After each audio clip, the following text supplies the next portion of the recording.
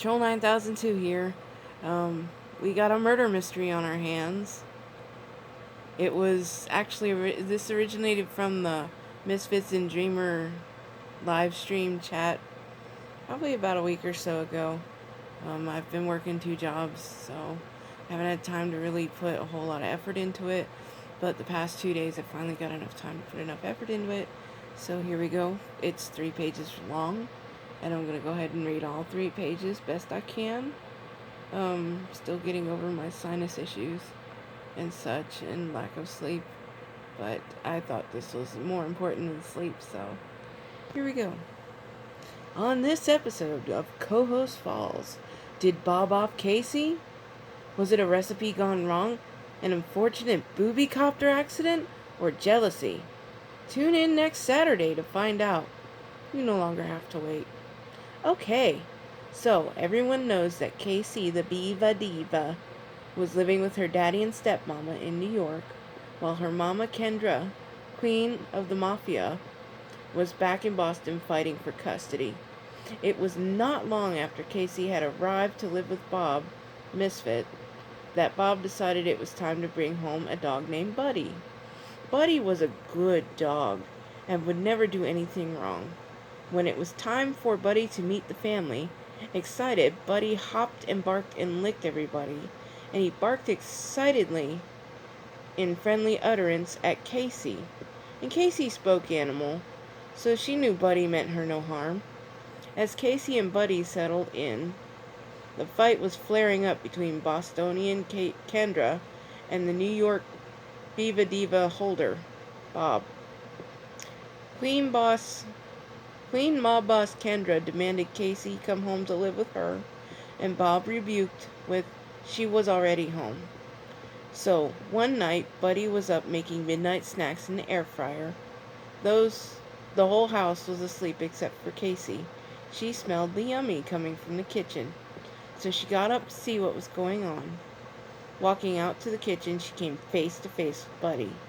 Buddy smiled a cute doggy smile and offered her a yum-yum straight from the air fryer basket. And they sat and talked quietly and laughed for a bit till all the yummies were gone. Just as they were headed back to bed, suddenly the window blew in. Glass shattered everywhere. Buddy covered Casey best he could so she wouldn't get hurt. What happened? It was the blades from the booby copter that Karen Story, who was one of Kendra's henchmen, was flying. The winds that night were so strong, and the directive was to only fly by the house to intimidate Bob. But Karen couldn't control the booby copter, and the result was she bumped into the house, taking out the window. Oops. Not knowing what happened, Karen had the mind to fly away before it was discovered, and the booby copter flew away. Bob dreamed he got up, but he didn't. Bonnie got up with the rest of the house to investigate the happenings. Buddy ran and put Casey back in her room, and took himself back to his cage before anyone got up.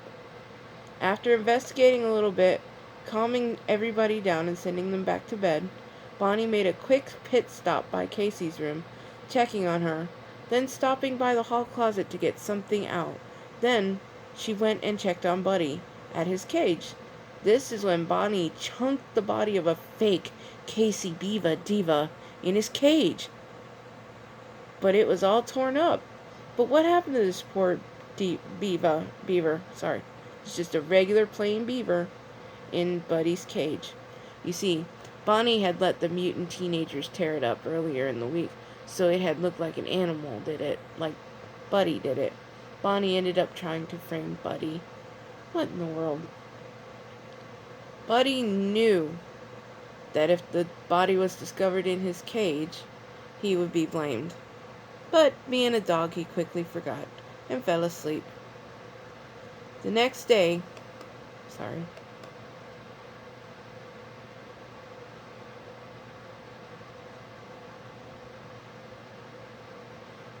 By morning, Bonnie was up and gone early before anyone else had gotten up, and Bob got up with the children and cooked breakfast, and got everyone off to work and school. And when he came home is when he discovered the body of what he thought was Casey the Beava Diva.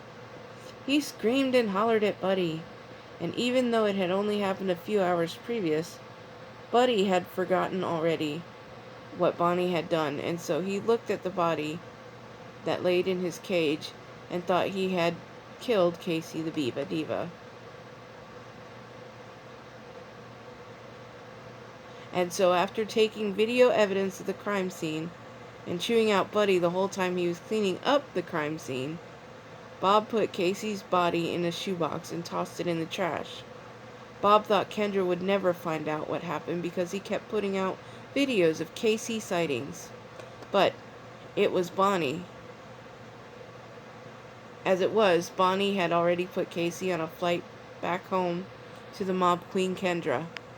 But seeing how Bonnie had to use a non-traceable paper trail, she used cash to pay for shipping of Casey the Beava Diva. And so the amount she had, it would be a week before Casey would reach Kendra. But Bonnie figured everyone would blame Buddy, and Bob would have no choice but to take Buddy to the doggy jail, and she would have Bob all to herself again. Aha! Jealousy. Clever woman, wouldn't you say? But she didn't know one giant detail. Kendra, not trusting Bob with Casey, had sent a bodyguard private investigator to follow Casey around to make sure she was okay. This guy was very good at his job as an investigator. He was never seen. You could never see him. Yes, P.I. Joe was amazing. And he saw everything but what happened the night of the booby-copter accident, as he had to take cover himself so he didn't get hit and killed by the blades. So when Kendra the mob queen called to see what was going on with Casey, Joe had no idea. And in a scramble to find out what was going on, Joe found a troll going through the trash can outside Bob's house. And this troll found a box with a body in it. Joe, happy he wasn't digging through the trash himself, the authorities were called, the house was swarmed, Kendra was notified and flew off the handle of her first broom, but was solid on the dual-powered broom. The CSIs were all over the house. They arrested Bob and Buddy, as they were the only two home. They took them to a deep, dark room for questioning. At least they took Bob there. Buddy got put in doggy jail for a bit until they brought in a translator. Mama Bear finally arrived to translate when all of a sudden the cops come in and start reading Buddy his rights. Bob had blamed the whole thing on him, showed the cops the video, and Buddy was carted away in chains to doggy jail, while Bob walked free. The trial started right away. Buddy's lawyer, Russell, was swift and concise and got the job done, and even though it was a speedy trial and the evidence was pretty damning, Judge Scott Bartlett declared a not guilty verdict. How could that be? How could it happen? Someone had gotten the judge. They had gotten to the judge. But no one could prove it. Mob Queen Kendra arrived in town a week prior and had a long talk with Buddy through translator Mama Bear. Buddy told Kendra that he could never commit animal-on-animal violence, and the only reason Kendra was upset with Buddy was because he was giving Casey snacks at midnight. And so, upon hearing Buddy's story, Kendra was 100% sure Bob was responsible for Casey's death. And so,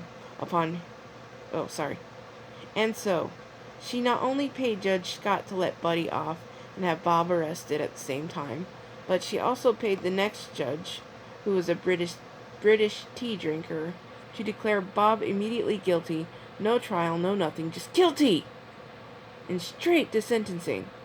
And so it was done. Both judges paid off, and the deed was done. Though Russell tried, he couldn't win. He couldn't win them all. I mean, after all, the odds were stacked against him this time. Family advisor and spokesperson Cashew Paul announced that he would be taking in Buddy after it was found that Bob would be going to jail or worse. The sentencing would be held later that day. Still in transit, The real Casey Beava Diva was still in the dark shipping box on her way to Bostonia Mob Queen Kendra. Sentencing was very harsh for Bob, only because of the amount of money Kendra had, and when the despicable sentence was handed down, it was quite odd. Bob was to die by firing squad. Yes, firing squad. This had not been practiced in New York since the Civil War era, and it was to be carried out no later than the end of the day. And so, devastated, Bonnie spent every moment she could with him, but when the time came, it was time. They tied a blindfold on Bob, and standing by, Bonnie watched in horror as they fired out. At the last second, the bullets all turned and hit the ground. Woe to the Republic!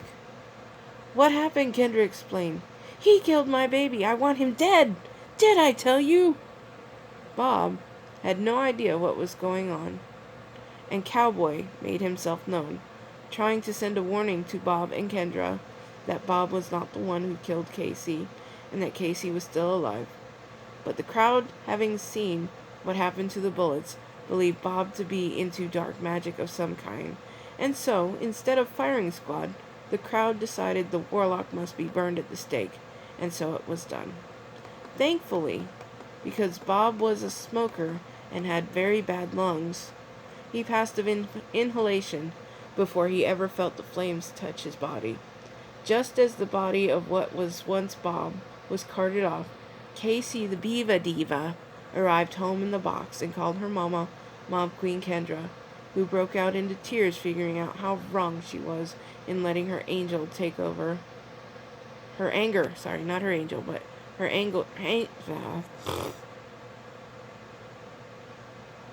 letting her anger take over and the mess she had made her money and her power. But there was nothing that could be done. Needing to be with her Casey, Kendra flew home, leaving New York in shambles. In the end, Kendra ended up with Casey for life. And believe it or not, Bonnie ended up with Buddy.